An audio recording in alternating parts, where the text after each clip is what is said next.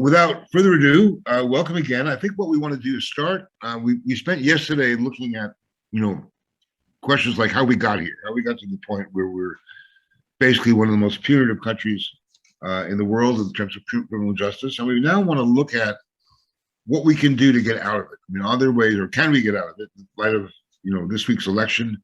It's not clear yet. There's there's massive public support for rethinking American punishment, but certainly one can say that in many parts of the country, many jurisdictions, and the academic and practitioner community, there's widespread support. So I want to bring on our first group of panelists, and I'm going to be asking them one basic question, ask them to respond with about 5 or 8 minutes before 8 minutes or so before we go into a discussion. And the question is one that was posed really by Bruce Western and Jeremy Travis in a really keystone article they wrote a couple of weeks ago about America's era of punitive excess, as they called it. And I'll quote from Jeremy. He said, "If the past half century demonstrated the electoral effectiveness of tough on crime rhetoric, then reversing the trends we have observed will require a new public discourse about how best to respond to harm." So let's talk a little bit about what that new discourse might involve. And to lead us off, I'm really pleased to have Judge Nancy Gertner, who's the former U.S. District Judge for Massachusetts, now at the Harvard Law School. Nancy, hello and welcome. The floor is yours. This is the kind of presentation that is where do I begin kind of presentation. The discussion reminds me a little bit of the movie, If They Build It, about baseball. If you build it, they will come. And so one issue was, in terms of dismantling the carceral state, is to deal with prison expansion.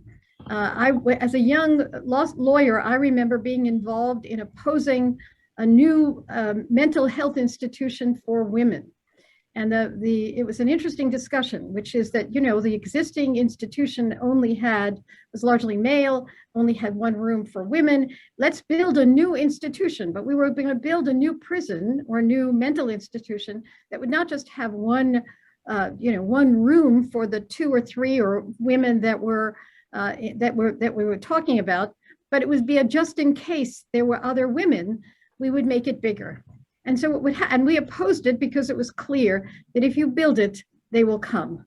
That if you create an institution, to a prison, that there will be people that will fill it. I saw that when I was on the bench. I saw that there was a profound absence of alternatives.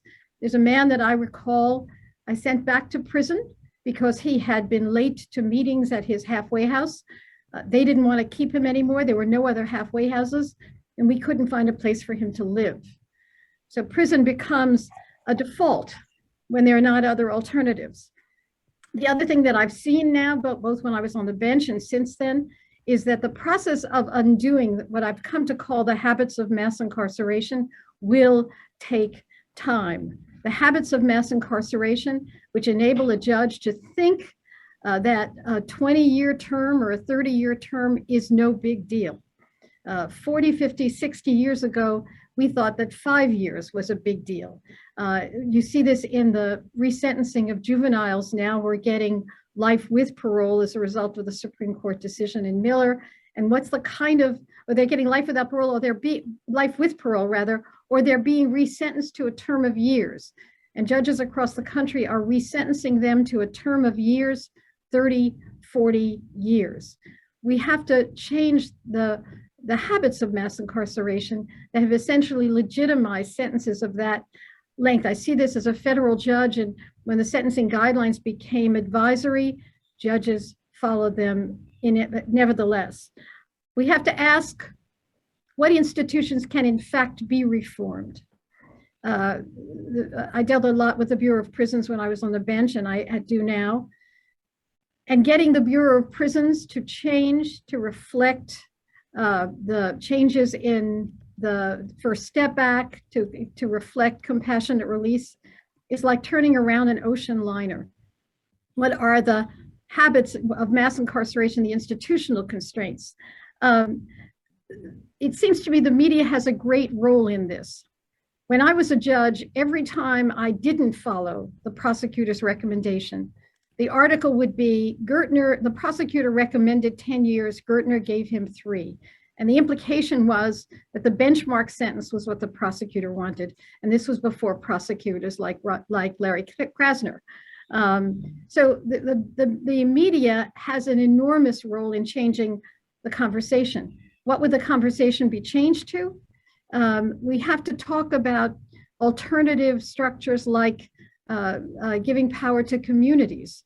There's a wonderful program actually in New York of mothers who call kids to make sure they get to court so that they are replacing the police banging at the door. What can we do to restore community attention to public safety issues? Again, we default to cops and prisons when in certain communities we should be defaulting to the communities. I know that there are a great many judges who talk about diversion, drug diversion and the like. That's wonderful, but it's really a parenthesis in an otherwise punitive system. When I was on the bench, and it still is the case, the federal sentencing guidelines would say, addiction is not ordinarily relevant. Family circumstances are not ordinarily relevant. Mental health is not ordinarily relevant. And what's happened is that essentially those habits and those views basically crowd out a meaningful discussion about accountability, about responsibility, and even about punishment. So there's a lot to talk about, and I look forward to the conversation.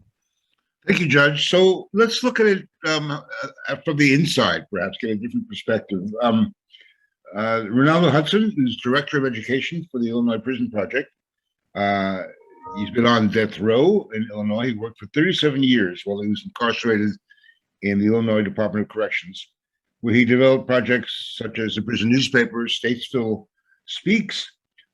He was released in September 2020 when Governor Pritzker commuted his life sentence. Renaldo, welcome. Oh, thank you. I'm so excited. Hey, Nancy, I love all you said. Thank you for sharing so much. That was so insightful. One of the things I really want to add to this conversation is the reality of the need for an eclectic group of people that would normally not speak to each other, to actually sit down and actually share our different perspectives. As someone who spent 37 years within the walls of correction, 7 years in the Cook County Jail, 13 years on Illinois' death row, and 17 years with life without the possibility of parole, I have a little to say about the inside working. And so I think it's important that when we think about how do we reshape and change the narrative, we have to talk about what encourages people to not just be better citizens, but also to remember and remind society that to the least of us, the strongest of us have to help and extend a hand of hope. And so one of the things that allowed me to maintain my sense of faith and hope is that I knew that there were people out there that thought different than me, who have never committed offenses, but they actually cared about what my future looked like. And it's only because of the great work, I always remind people of the Illinois Prison Project, that not only did they walk into my situation and share the story of rehabilitation, but they did something that no one else was able to do, which is they told my story and not attempted to litigate against the crime itself. I'm responsible for the offense that put me in prison, but society, I think, owed it to the least of us to say, can we change the narrative? Can we help this person to be better and to reintegrate back into society? I'm hopeful that we can do it together, but it's something that we're going to have to do collectively and not separately, because it's so easy to get in spaces and say, well, this is how I learned to deal with crime and punishment.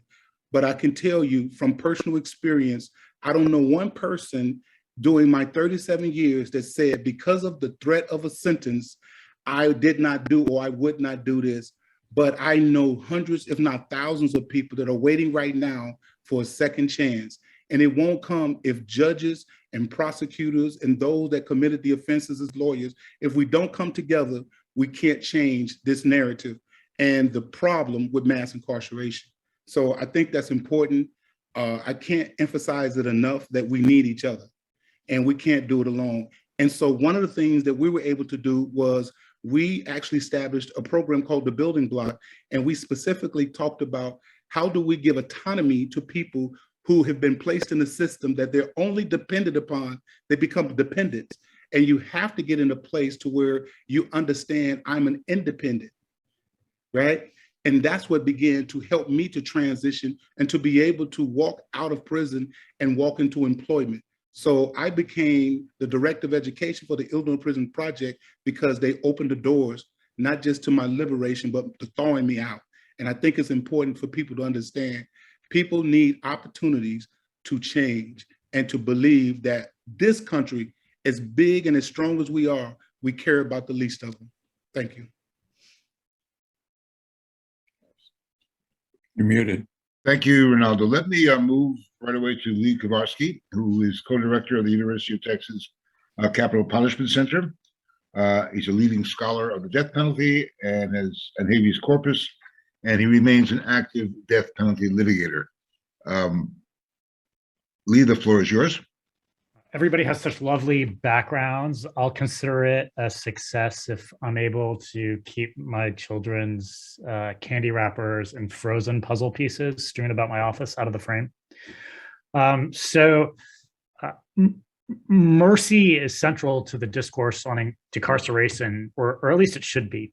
And I'm here, I guess, to talk a little bit about an idea I started to develop in 2017 called Prosecutor Mercy. By the time I published the paper, some of the concepts in it had already been developed and implemented by others, and I'm glad to see it.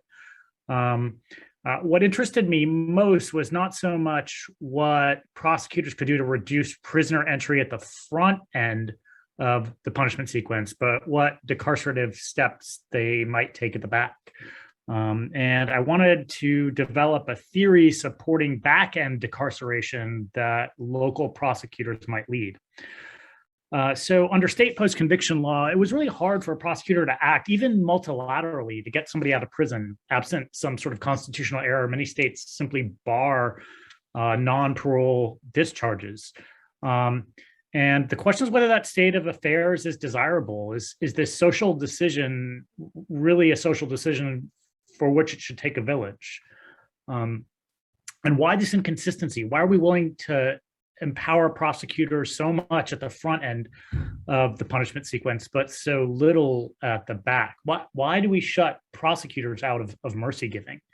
And by mercy, I mean a reduction in a lawfully imposed sentence. And before talking about who's good at mercy, it's worth remembering that mercy is good.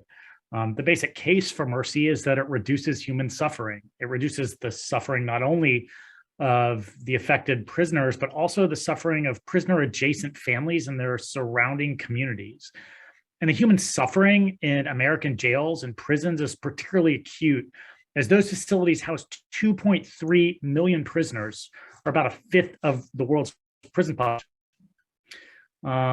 So if we think that some mercy is good, then there are institutional questions that follow. Who should do it? And the first big piece of my argument is that mercy is insufficiently localized. Our commitment to centralized mercy powers in the form of clemency is a little bit off and a little bit of a historical accident. So if there's no inherent reason for the criminal justice function of a mercy power to be concentrated centrally, then you're free to ask about how it might be configured institutionally. Why not a local mercy power? State governments usually pay the fiscal costs of incarceration, but mercy's costs and its benefits are otherwise local. Benefits to an incarcerated community member and their family, preferences of and effects on victims, public and private resources necessary to facilitate rehabilitation and reentry, the cost of recidivism, environmental influences on recidivism risk, employment, housing opportunities, and so on and so forth. The point is that a lot of the benefits and a lot of the costs of mercy are local. And so if you believe in the idea that some sort of localized mercy power is desirable, then why not vest it with prosecutors? After all, prosecutors have unique relationships with the communities that they serve. They operate as local electees with a criminal justice portfolio, and they're best situated to evaluate the trade-off between mercy and competitor interests. They're probably the officials most capable of transmitting a community's punishment preferences across criminal justice institutions, given their visibility, their elective status, and their bureaucratic footprint. There are chief prosecutors often reside in the electing locality. They necessarily rise to power on the backs of professional and political networks that form and transmit shared local beliefs and preferences. They have relationships with other local politicians, police, local judges, local nonprofit and community organizations, and the defense bar. They communicate and support victims, and they tend to initiate restorative justice practices that connect those victims with defendants. So among local officials, the prosecutor's office has the best information and expertise to make mercy decisions. So there are lots of questions about institutional design that follow, and I'll postpone those for later. But my basic pitch is that if we want to add something new to the discourse around American punishment, why not have an entry for local mercy? Thank you, Lee. So we have something on the table. I like the idea of mercy prosecutor. The obvious segue is to our final speaker of the first session, DA Larry Krasner of Philadelphia. And first, hats off for his win this week to a second term as a Philadelphia prosecutor. Those of you who don't know who Larry Krasner is, which means you haven't read the newspapers recently or watched TV, he's was a former public defender who has made a name for himself as one of the new wave of progressive prosecutors. And I'm not sure how one would define progressive prosecutors. It depends, I guess, in where you sit to begin with, but we're really pleased to have Larry with us. And Larry, do you want to respond, first of all, to the idea of mercy prosecution, or do you need that as a segue to what you're going to say? First of all, I'm delighted to be here. I really appreciate the opportunity. And I'm getting whiplash from nodding as I hear the comments of Judge Gertner and Mr. Hudson and Mr. Kovarsky. Yes, of course. We could use some mercy prosecutors, no question about it. And to separate prosecutors from the ability to look at a sentence after someone has been in jail for 15, 20, 25 years has never made any sense. But, I am mostly here with good tidings. I am mostly here to say, as I listen to this commentary, that there is abundant reason for high hopes for reducing and ending mass incarceration. I'm not saying that to be aspirational. I'm saying that to do what progressive prosecutors do, which is to be scientific, to be factual, to be data-based. Let me give you a few facts in that regard. And it is interesting that I'm coming right off of being reelected, because so many progressive prosecutors around the country have been reelected. 2 years ago, Kim Foxx in Chicago was reelected despite a well-funded opponent and vicious attacks. A year ago, George Gascon became the district attorney in Los Angeles, an unthinkable feat, because he went from being the progressive prosecutor in San Francisco to the biggest criminal justice jurisdiction in the United States, and nonetheless dislodged an incumbent and became the chief prosecutor there. And my race in Philly, at least in May, was highlighted because it was yet another effort by national forces to turn back, a progressive prosecutor who was being watched in a way that everybody could call progressive prosecution's Waterloo. Well, they didn't. In fact, we won the primary with 2 out of every 3 votes, and we won the general with 7 out of every 10 votes, despite being in the midst of a terrible gun violence spike all over the country, including in Philadelphia. I tell you that not to brag, but I tell you that for a very good reason. You want to know how to cut mass incarceration? Well, I'm going to tell you. Number one, you have to focus on state court, because 93%, approximately between 90 and 95% of all criminal cases are in state court, meaning county courts, and only about 5 to 7% are federal. Of course, feds matter too, but I'm just saying the real battle here is over what's going to be happening in state court. And what is happening in state court? What we are seeing is the almost shocking electoral success of progressive prosecutors across the country. And yes, I can try to define that term for you and tell you how you can find a list if you're interested. But if you actually look at the specifics of this, if you went back 10 to 15 years, you would have to admit that approximately no Americans lived in a jurisdiction where there was a clearly progressive prosecutor, basically none. 2 years ago, 10% of the United States lived in a jurisdiction where there was a progressive prosecutor, and that's a lot. You know, that's about 35 million Americans. That was 2 years ago. Right now, 20.1% of the United States, 70 to 75 million Americans live in a jurisdiction where there is a progressive prosecutor, and those prosecutors' influence is even greater than that because so many of them are in big jurisdictions. We are about to have one in Manhattan. We already had one in Brooklyn. We have one in Boston. We have one in Philly. We had one and still have one actually in Orlando. We have one in Chicago. Major cities in Texas, major jurisdictions in California, San Francisco, and Los Angeles. I could go on because the list goes on and on. We had a progressive prosecutor in the Atlanta area, Sherry Boston, but as of the last election cycle, there is now a club of Georgia progressive prosecutors, including many from smaller jurisdictions. A club, there are several.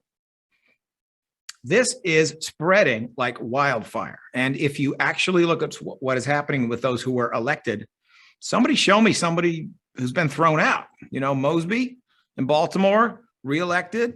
Kim Foxx, reelected. I could go on and on, but all of us who have been around for 4 years seem to be getting reelected, and often in double digits or by ridiculous margins like the one we had in Philly, which was 67% of the vote in the primary. We are getting reelected like crazy. And because we're in these big jurisdictions, our influence over mass incarceration is even greater. We're 20.1% of the US population. We're probably 30% of the criminal cases. We have 40,000 cases a year in Philly, which may not sound like a whole lot to some of you, but should sound like a ton to many of you. This office is 630 people. It's 300 attorneys. 40% of all prosecutors in Pennsylvania work in the Philadelphia District Attorney's Office. So yes, we are handling a lot more cases than smaller jurisdictions where you may have a couple hundred cases a year and a single prosecutor. It matters that we're in big jurisdictions, and that's now. Where will we be in 2 years? Where will we be in 4 years?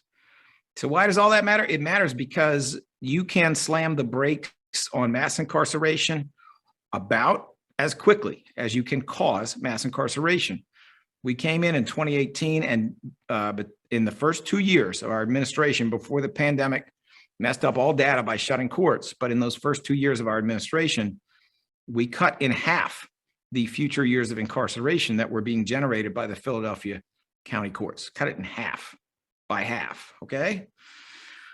2 years, I mean, that's a lot. If you look at what we did with mass supervision, by which I mean probation and parole, very, very important topic, because mass supervision is simply an on-ramp back to mass incarceration. I know that you will or already have heard from Vinny Schiraldi, so I won't keep beating that drum. But what do we do there? We cut future years of supervision by about 2/3. And what did we do with juvenile custody? There were 600 plus Philadelphia children who were in placements all over the state. Basically, I call it what you want.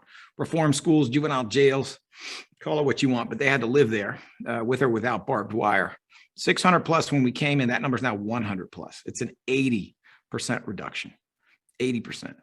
So it matters that we have more and more progressive prosecutors with broad discretion, because prosecutors have broad discretion, who are in a position to deal with mass incarceration because they're getting elected. And I also think we need to recognize what this really means. What it really means is not that Kim Foxx or Eric Gonzalez are such remarkable people. We're not. We are simply the lawyers, the technicians who have been selected by a movement to do what they want. And what Americans want more and more and more and more is to end mass incarceration. And they want it if it has affected their lives, but they also want it if it has affected anyone they knew. You know, what happens when you become the most carceral country in the world is almost everybody's been to high school with somebody who ended up in jail too long, or dated somebody, or had a friend, or had a coworker, or knows the grandmother of somebody down the street. The crushing weight of mass incarceration has caused this national grassroots movement for criminal justice reform, which has had so much impact through prosecutors. What's the 2.0? The 2.0 is the use of data to throw out some judges or to elect some judges who actually believe in this. It is 2.0 that results in mayors being elected based upon whether they're going to put the right police commissioner or police chief in place.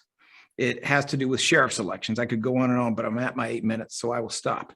But the good news is, yes, we absolutely can wrestle mass incarceration to the ground, and I believe we will. Well, thank you, Larry. I think the obvious question, and I want to go to you first, is these are amazing achievements, as you point out. Even the last 2 years, the number of progressive prosecutors has got to the point where one doesn't even have to use that adjective anymore, that, you know, this is just the way prosecutors are. But the big question is, especially after the results of this week, is how deep-rooted is that change? I mean, we're certainly, the kinds of people who are who've been running recall campaigns against people like George Gascon or Chesa Boudin in California, are people who maintain that, you know, the more we do this, the more we soften our approach to crime, the more we put ourselves in danger. And, you know, statistically, or the evidence doesn't show that, but there does seem to be a lot of support among a lot of people for that concept. And so how do you meet that? How do you address that? So, I mean, Larry, maybe you can respond to that. Whether you think it's a serious threat, and then maybe I'll go over to Nancy to get her response.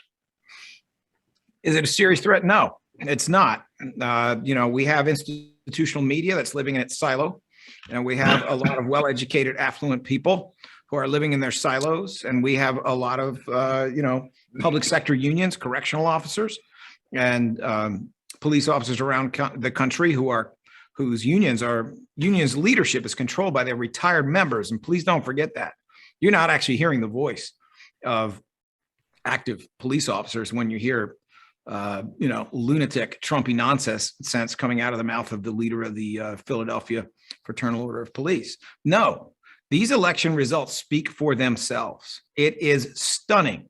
If the progressive prosecutors became a political party, they would be outdoing the Democrats and Republicans every damn day. I mean, no, we're not listening to people, and people are saying that they want criminal justice reform. They do not want mass incarceration. And with every election cycle, we are getting more and more progressive voters who are joining the electorate. And we are seeing this change. Of course, part of the problem here is that we have to be effective communicators, which is essential. But that's not so hard when you combine data, which progressive prosecutors actually use. You combine criminological expertise, which we actually care about, and you are also able to humanize it with stories about individuals that can act kind of as parables, things that stick in the brain and stay with you. Think of it as a sort of Sermon on the Mount.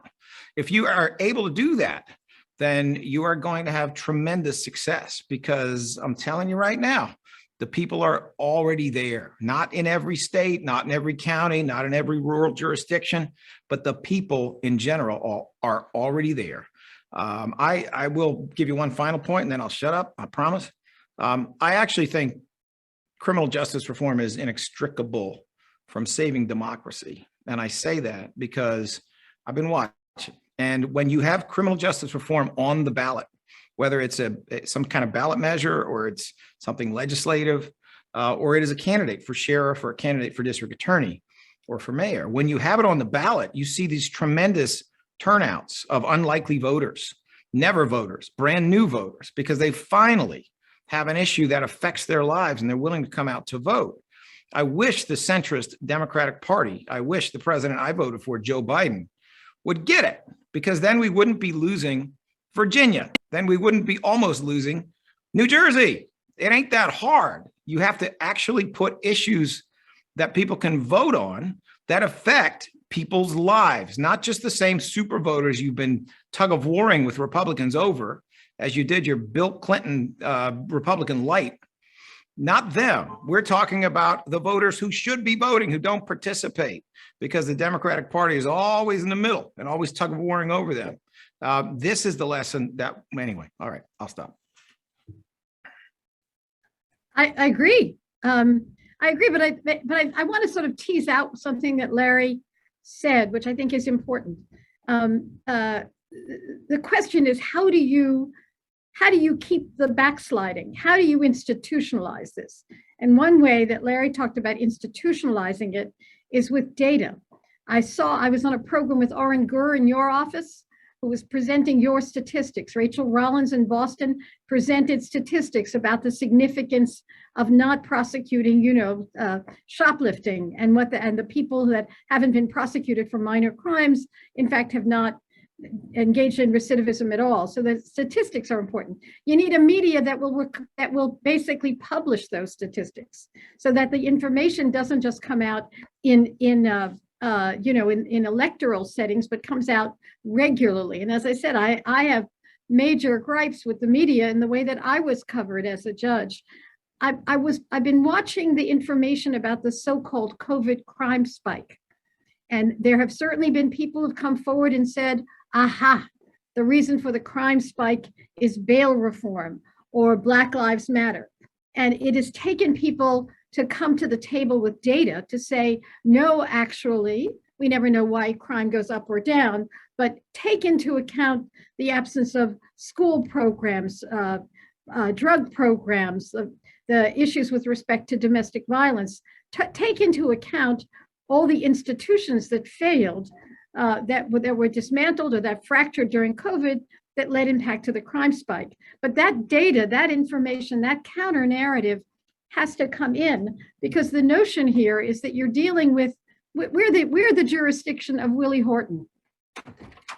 One of the most progressive governors was the governor at the time, Michael Dukakis, and everything he did was stopped with the Willie Horton crime narrative. And that was it. So we have to institutionalize the kind of data that you're talking about. We have to make sure that people record it. We also have to record the narrative, the other side of the narrative, not just the horrible prison stories, but the stories of success when there are community interventions or drug interventions. And the media, the classic story of the media is, if it bleeds, it leads. If you watch television and you watch the local news, you would never have known before COVID that crime was declining precipitously. You would never have known that. So I agree with you about prosecutors, and because they're elected prosecutors, they have to make this case to the public. But the media has to cooperate. There have to be ways of dealing with this narrative. Otherwise, we will slide back at the first horrible crime. We'll slide back to the old tropes. That narrative still seems to be taking over, because crime is going down. But what we're hearing in the media, but pretty much everywhere, is, oh, the dangers of the new crime wave. Let me bring in Renaldo on this.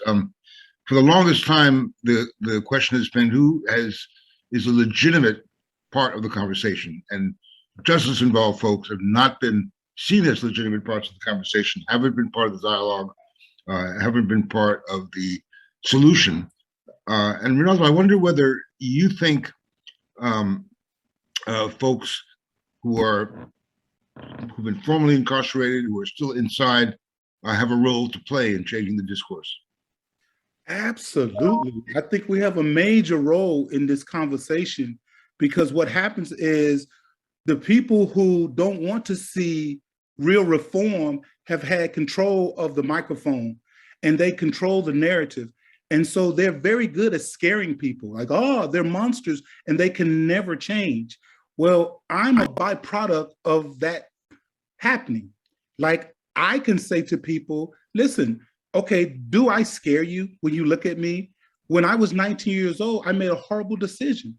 I'm a 57-year-old man today, and there are hundreds, if not thousands of men and women that are incarcerated that are ready to come back and be productive members of society. But we have to be willing to give them a chance. That's why I love the idea about mercy and prosecution. I love the fact that the conversations about progressive prosecutors have a center stage, and that you won, brother. I really appreciate that you won, because that means people have hope in your state. And I love the fact that Kim Foxx is a progressive prosecutor who's willing to look at people and say, you know what? Yes, I'm not saying that you can get away with committing offenses. There should be consequence, but there also should be a release valve. Even pressure cookers have a release valve. And so they want to have incarceration without a release valve. And that's why we're dealing with mass incarceration, because you don't have a place where people can say, hey, I'm cooked. I get it. I'll never, ever, ever offend again. And so I'm saying that that doesn't exist if prosecutors, if judges not only say, hey, I will talk about it now that I'm no longer in office, but no, while I'm on the bench, while I'm in office, I'm going to make decisions that really represent the people of the state, which includes the incarcerated. And I think people lose sight of that because we think about crime and people are frightened. We have to be, those of us that are directly impacted have to carry our role. I love the fact that I'm now employed to go around and share with people, hey, listen, it cost me 37 years, but by the grace and mercy of God, I'm out now, and I'm going to use the rest of my life to say to people, I'm sorry. There's so many people need to hear that, but people also need to know that people need hope. Hope deferred makes the heart sick, but when it comes, it's like a tree of life.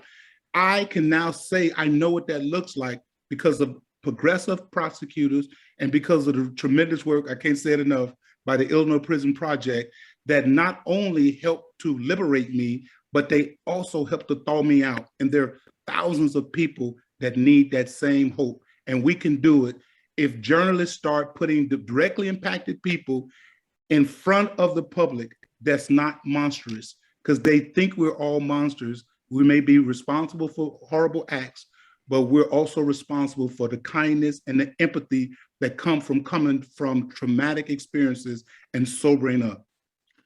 Thank you, Renaldo. So I want to move to some of the questions that we have waiting. And this one really is for Lee. Orlando Brand Williams from the Detroit News asked for an example of a mercy prosecutor, and she actually has a slash, mercy/progressive prosecutor. And I'm wondering if you would see those terms as identical, Lee, and also an example of, how a mercy prosecutor might deal with a serious offense case, I guess a felony murder case or something like that, that's really serious and catches people's attention and worry. Sure. So just to be clear, I think Prosecutor Mercy is a feature of a progressive prosecutor's portfolio. It's not a separate prosecutor. I hadn't meant to suggest it that way. Can you be a mercy prosecutor without being a progressive prosecutor? I don't think so. I doubt that's where people would spend their capital if they're not already committed to the portfolio of policies that progressive prosecutors typically prioritize. So since I sort of wrote this piece 4 years ago, you're actually starting to see more examples of what are sometimes called second look mechanisms. There's one in California. There's a sort of very mild second look mechanism in the Federal First Step Act. And what's crucial to understand about these kinds of statutes is that, contrary to the way post-conviction statutes had worked in the past, in order to get someone out in those places, you don't need to say that there's been some constitutional defect in the conviction or in the sentence, right? In other words, you can ask to be let out just because the original sentence was too long. Now, there's lots of qualifiers in each of those jurisdictions, but it's a big shift and being able to just say, okay, the sentence that was originally imposed on this person 40 years ago was too long, and that's why we're letting him out. And there's no additional burden, and there's no judicial pre-clearance necessary in terms of finding that some constitutional violation existed. Now, these sorts of statutes that are cropping up, these sort of second look mechanisms, they're still pretty conservative and incrementalist, insofar as they contemplate kind of an adversarial proceeding between the prisoner and law enforcement, and they still are only available to a very small segment of the incarcerated population. But nevertheless, it's a change in the right direction. And so what I contemplate is that a prosecutor basically says, look, everybody serving 40 years for aggravated robbery and that was convicted, when they were under 25 and they've already served 20 years of their sentence, we're going to review those cases. And if they're not dangerous, they're out. And they don't need to work multilaterally with the courts to get judicial, they don't need to stipulate that there was some constitutional error in the conviction. And it is just an ability to work much more wholesale to decarcerate on the back end rather than focusing exclusively on reducing prison entry at the front. So let me go back to pick up the thread that Nancy started just a moment ago. Changing the discourse is one thing, but how do you institutionalize the issue? I mean, is that through legislation? Elections are really an unreliable way of changing things because, as we know, one day's hero is next day's enemy. We can hope that people like Larry or George Gascon get reelected forever, but the likelihood is that they won't. That public moods change. How do we start institutionalizing the idea of a different approach to punishment that drives down mass incarceration? Nancy, you want to answer my own question? Yes, please. I think, first of all, we have to have the long view, right? Because it is a question of, it's a question of progressive state prosecutors, progressive elected prosecutors. It has to be dealing with progressive federal prosecutors as well. It is a question of legislation, but you're right, legislation that is done can be undone. I think it really is, I hate to say this because it's sort of a very, touchy-feely word. It is a question of constantly challenging the narrative, constantly challenging the narrative. Let me give you a completely inappropriate discussion here. There's been a lot of discussion about Sirhan, and a very liberal constitutional professor, Larry Tribe, wrote about how, what Sirhan did was political assassination and changed the course of the politics in the US by the death of Robert Kennedy. And he deserves the most serious punishment, Tribe said, and that's life imprisonment. Well, life imprisonment became the most serious punishment because we had a death penalty. And by comparing all punishments to the death penalty, life looked like it was the top of the pile. And that sort of skewed the way we looked at all other sentences. One can say he deserves the most serious punishment, and that punishment is 20 years, as that's the case in some jurisdictions. That's a discussion that has to be changed. There are all sorts of feeders of mass incarceration.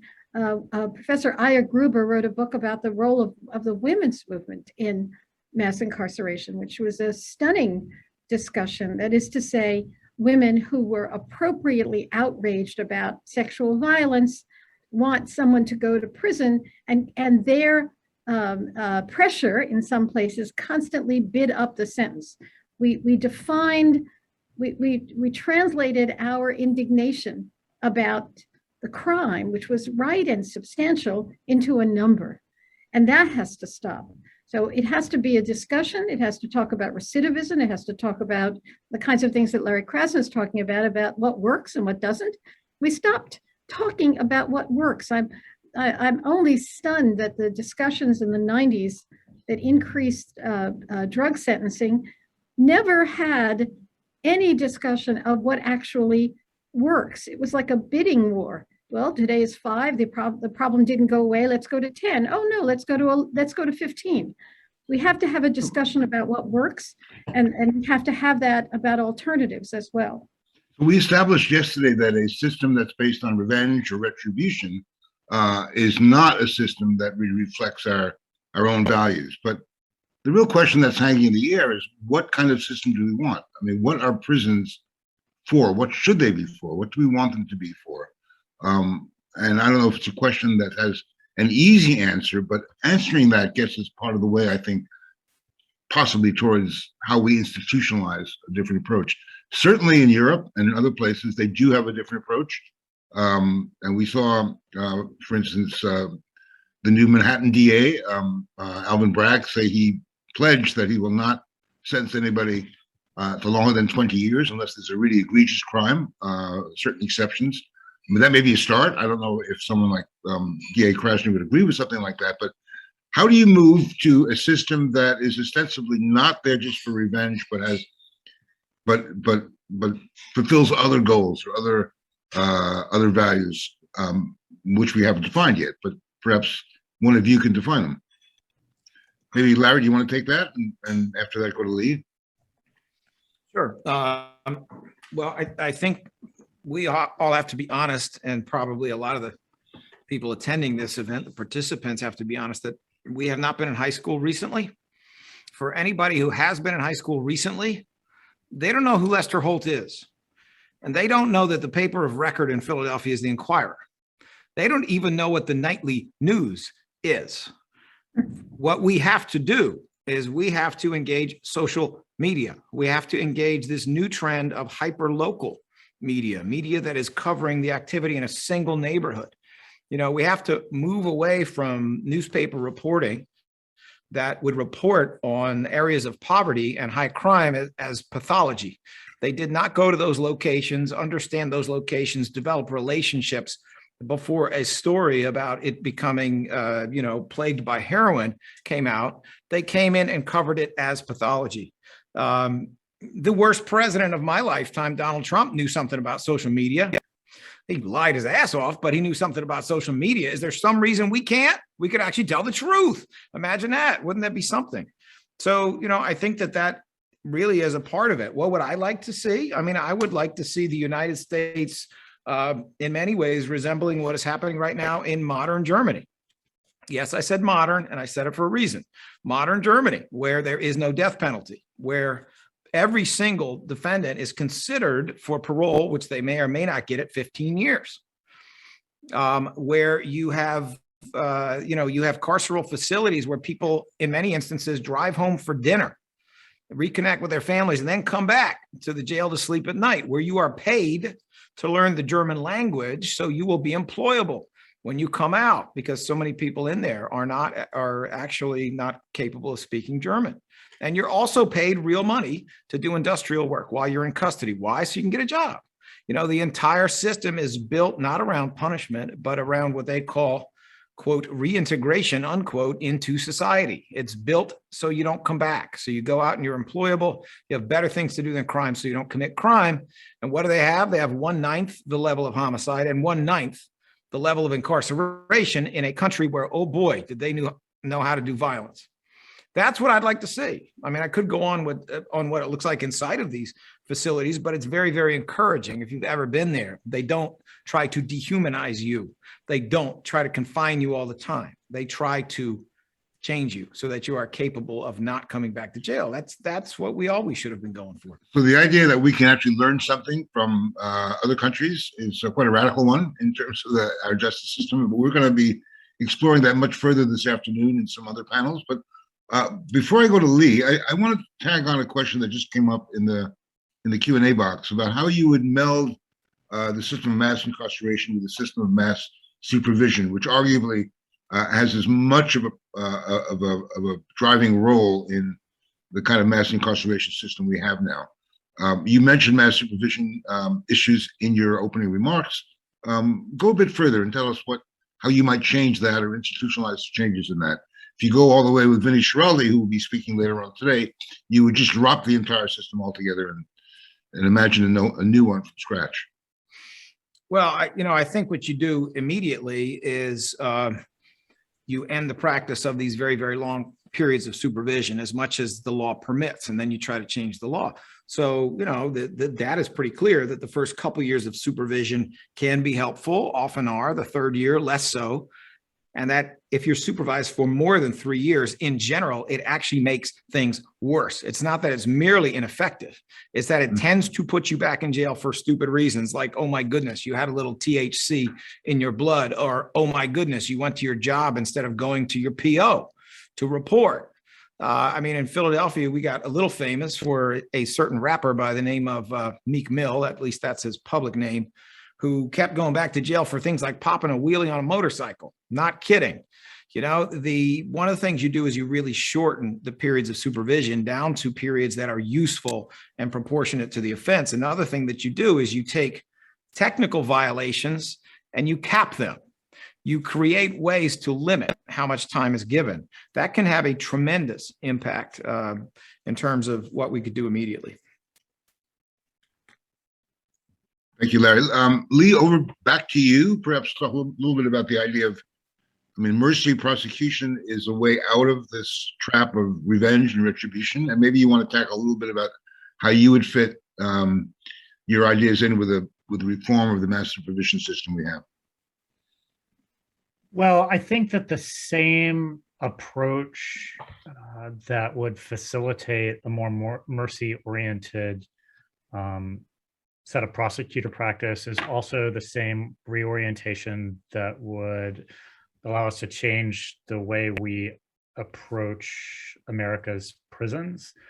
I tend to subscribe to the idea that what America is buying with its prisons is a right to forget.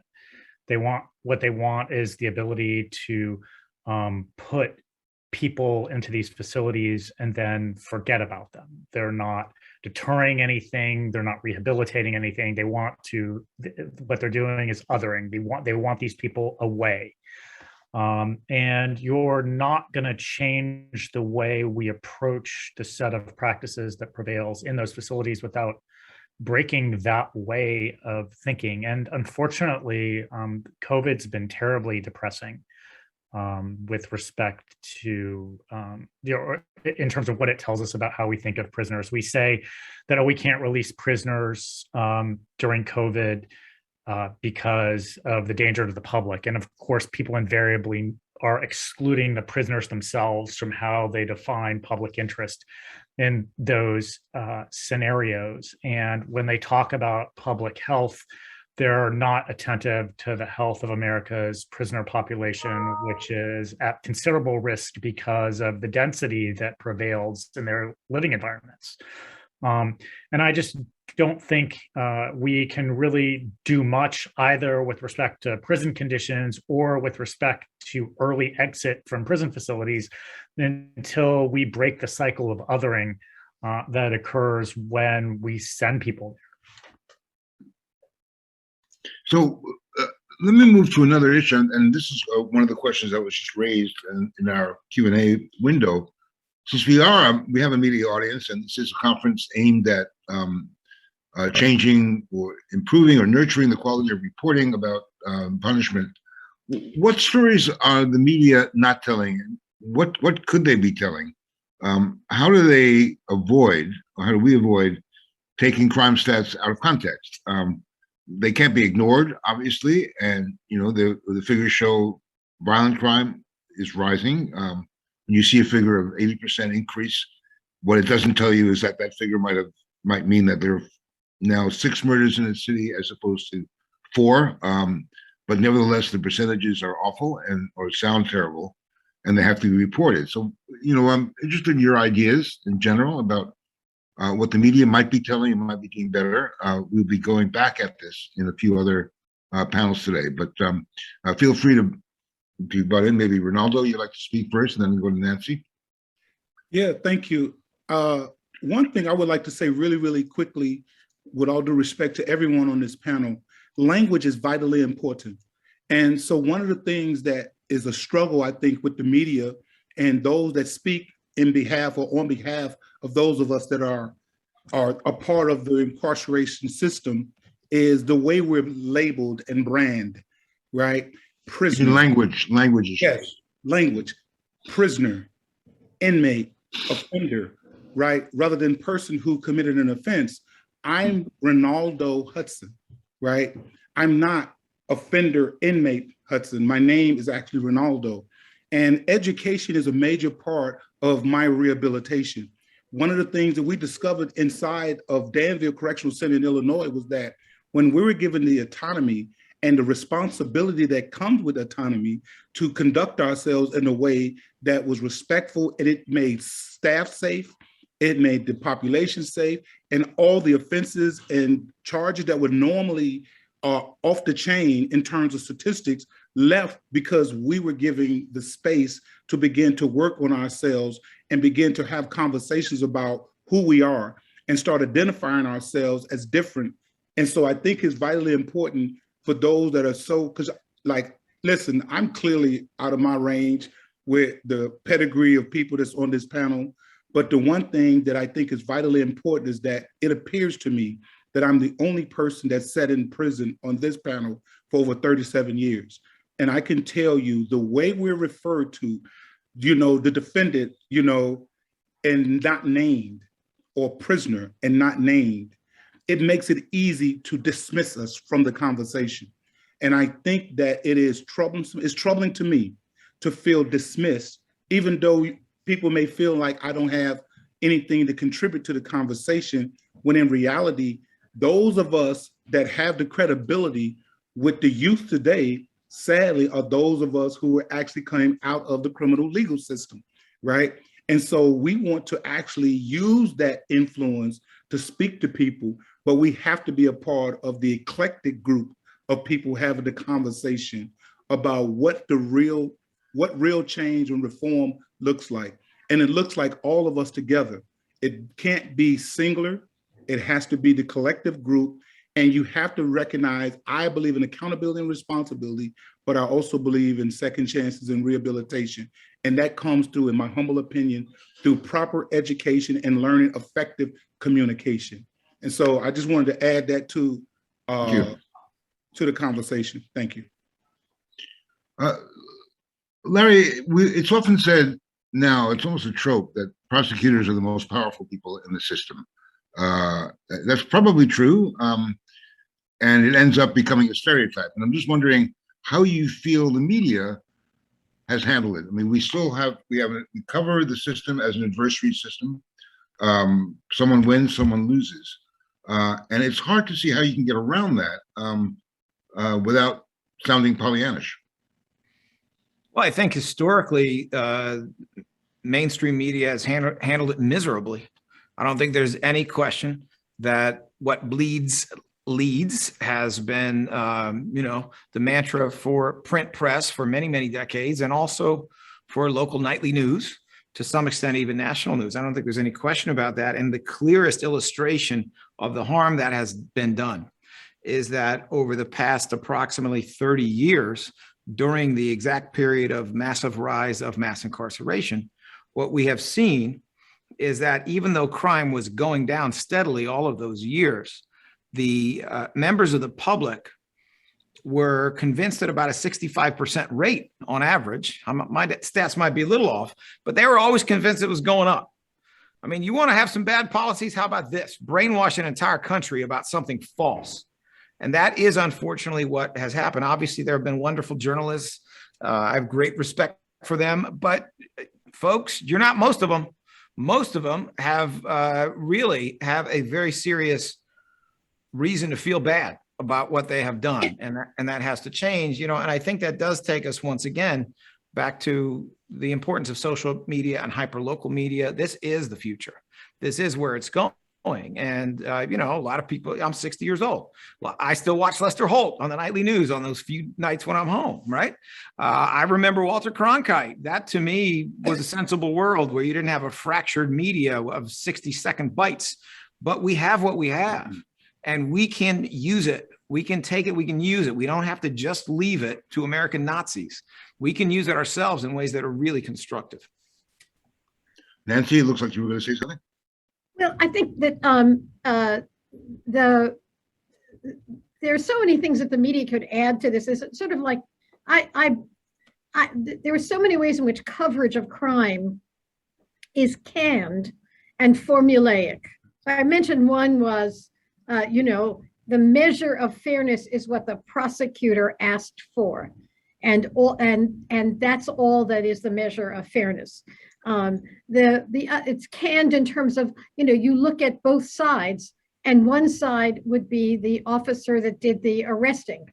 There are two sides, and it's broader than even the discussion of the prosecutor and the defense lawyer. What about the statistics about people aging out of crime? And yet we send people away to 20 years or 30 years when we know that if they were, by the time they get to be 27, 28, they are different people. How do you introduce that? The media focuses on the defense lawyer, the prosecutor, the judge silent. Right, and the judge is silent unless a judge takes the time to explain what he or she is doing on the bench. Let me tell you sort of what I used to do. I knew that when I gave less than what the prosecutor was asking for, there would be an article that would say, here's what she gave, here's what the prosecutor wanted, remember who she was. I'd been a civil rights lawyer and a criminal defense lawyer. So I wrote opinions. Not every judge can do this, I appreciate that. I wrote opinions where the first page was a press release written in English. I'm doing this for these reasons, folks. And yet there were time after time that the press would cover and not cover that at all. It would be the prosecutor wanted 20 years, Gertner gave him 10. I think it raises really an important point because, I like to push back a little bit on the general view of the media as just a chronicler or a diarist of what happens every day in crime. I think our experience as a center is that most people who are in the business of writing about crime and reporting on crime really want to get much further and much deeper into it. And and feel the same responsibility that you guys do in terms of getting the story out. But the problem is I think a matter of communication. It's a question from Sylvia Harvey, which I think gets to the point. And let me just read it out to her and have you guys react to it. From Sylvia, she says, I report on the intersection of race, class, policy, and incarceration in a way that humanizes and uses data, but I sometimes have a hard time getting access to the key players. She doesn't want to reveal her story that she's working on, but she'd like to know whether you guys have, I guess in Larry's case, who's still out in the operating theater, you have an open door policy for reporters. And, our center was created to develop a dialogue between the academic, the research, the practice world, and journalists, and get rid of some of the distrust that exists on both sides. And it's as deep on the reporter side who feel that they're not really listened to or understood when they try to report something, as it is on the other side, judges and prosecutors, and even justice-involved people who say they're not being understood. So maybe each of you can respond to that in whatever ways you like. Lee, you haven't spoken, so maybe I'll ask you a little bit on that, about your ideas about transparency. I'm not sure I'm the ideal person on the panel to talk about this, but I will say that we're all familiar with the idea of and the problems with access journalism on the political side.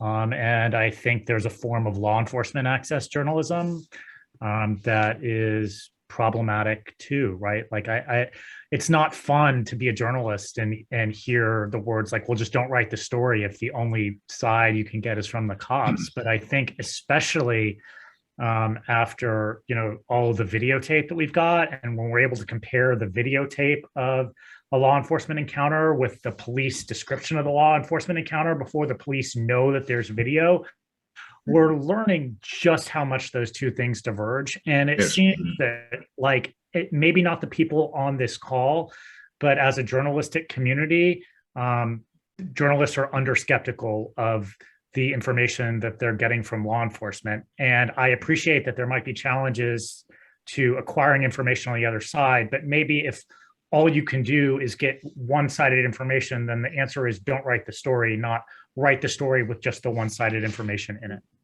Thank you. Larry, as a policy in your office, do you have an open door approach to reporters?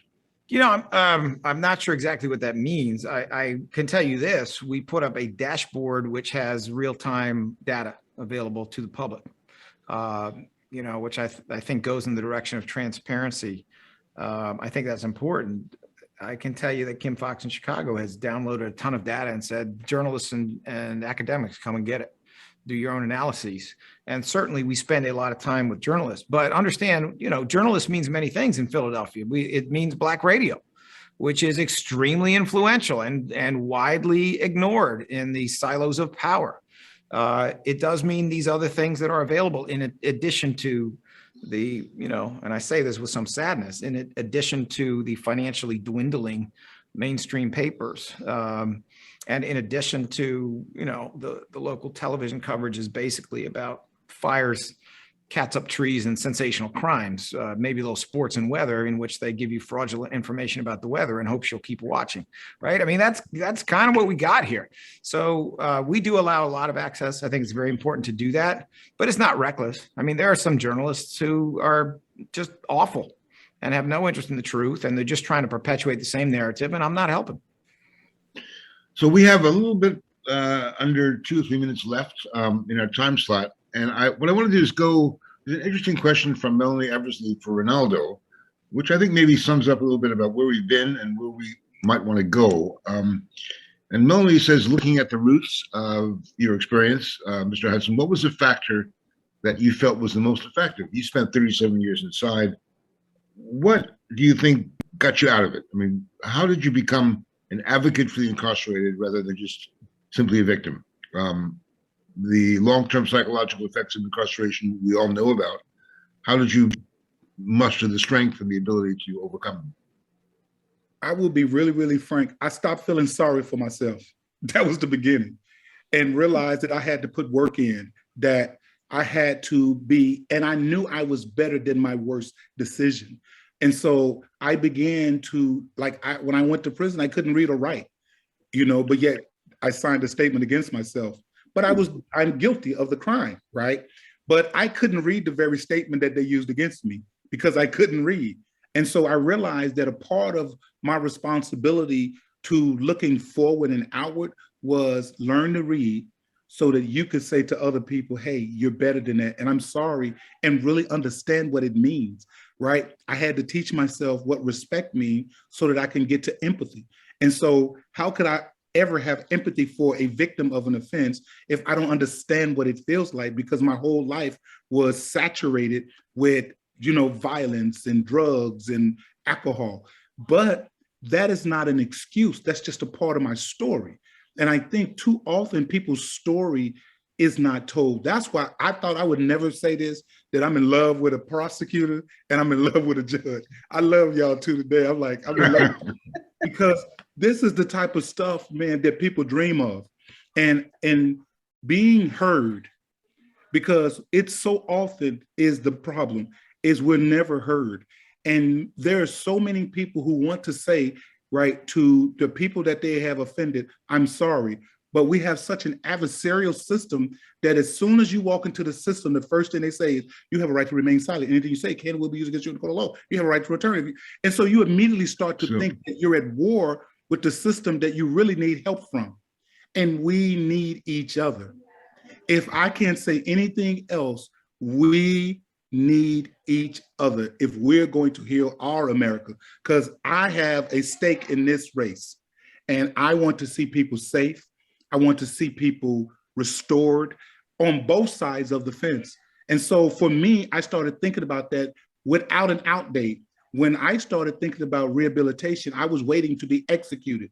And so no one could ever say he wanted to go home. That's why he changed. No, I didn't want to die being good for nothing. And so that's where my rehabilitation started, in a death row cell. And so I know that it's only through people hearing my cry and begin to actually hear my story for the first time that people realize, oh, this is why we need to be able to listen to people. This is why, at my job, I go out and share our story, not just my story, so that people will begin to put a human face to when people talk about in journalism, this crime that was monstrous was committed by this person, but they rarely say, but he or her suffered and this drug happened and this happened. Those are not excuses for the behavior, but it's a part of the narrative. And I have committed to making sure I help to end the dangerous one-sided narrative that has been ruling the day. And that's why I say I love this progressive prosecutor who say, I'm not just going to listen to one side, I'm going to listen to both sides. And then I'm going to represent the people and not just a section of society that is determined to keep people in a monstrous cage. Thank you, Renaldo. I think that's a really effective way to get to the end of both our panel and really to answer the question we posed. If, how do you change the discourse? Well, you have to listen to each other. And I think we'll leave it at that. I want to thank all of our panelists for the time they took out of their busy days to join us. I hope they'll continue over the rest of the day if they can. We have some questions that are still pending in our Q&A window, and I will bundle them and send them off to you for you guys to answer at your leisure. But thank you so much for taking the time.